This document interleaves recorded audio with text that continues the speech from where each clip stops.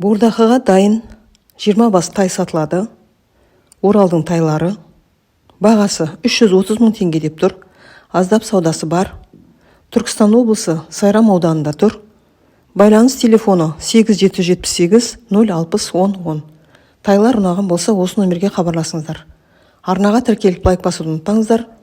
Өздеріңіздің 4 түлік малдарыңызды сатуға жарнама салуларыңыз келсе, мына телефонға хабарласыңыздар.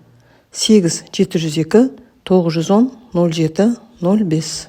Негізі әр қазақтың үйінде бір жылқы тұру керек. Болмай қалды.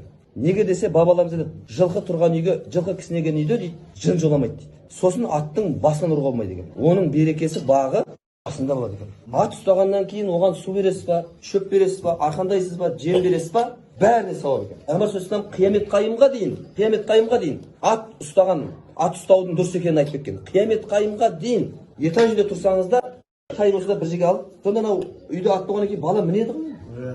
Мінеді ғой бала. Сол үшін біз ауылда қазір медресе бастап қойдық. Сода 56 бала оқытамыз. Бірақ аптасына бір күн міндетті түрде айғырға мінетін болады біздің балалар.